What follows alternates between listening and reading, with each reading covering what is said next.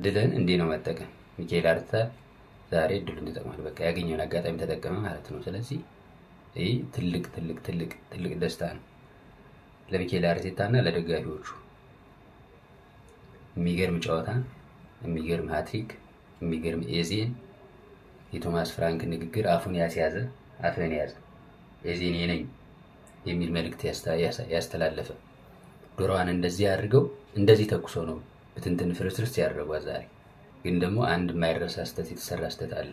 ሪቻርልሰን ሳይጫወት ያገባው ዙቢሜንዲ የሰራው ስህተት፣ ዴቪድ ራያ ቦታውን ለቆ በመውጣት የሰራው ስህተት፣ ይሄ ሊታለፍ የማይገባ ትልቁ ስህተት በአርሰናል በኩል ይሄ ነው። በቃ ይሄ አርሰናል እንደውም ዛሬ አሸነፈ እንጂ በማሸነፍ ላይ ስለሆነ ዝም ተባለ እንጂ ዙቢሜንዲ የሰራው ስህተትና ዴቪድ ራያ ያጠፋው ጥፋት በጭራሽ ሊታለፍ የማይችል ነው። እኔ በጭራሽ አልተመቸኝም።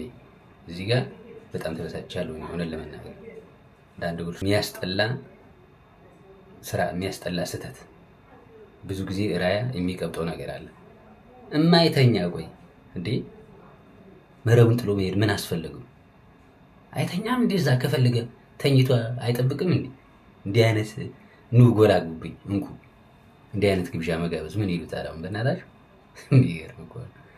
በስመ አብ በራስ ጊዜ ትቃዣለህ እንዴ? በራስ ትሳሳታለህ፣ በራስ ሜዳ በራስ ትሰራለህ። ዙሪያውን ተጫዋች ሞልቶ እዚህ ዙቢሜንዲ መስጠት ሲገባው ራሱ ሲልከሰከስ እዛ ወስዶ ለጠፈለት ልጥፍ።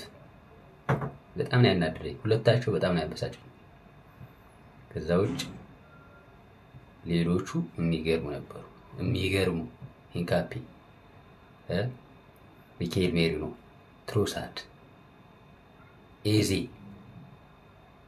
ምንም አይደክም። ወደ ክላን ራይስ በአጋሊሽ ከሜዳ ውጭ ነው።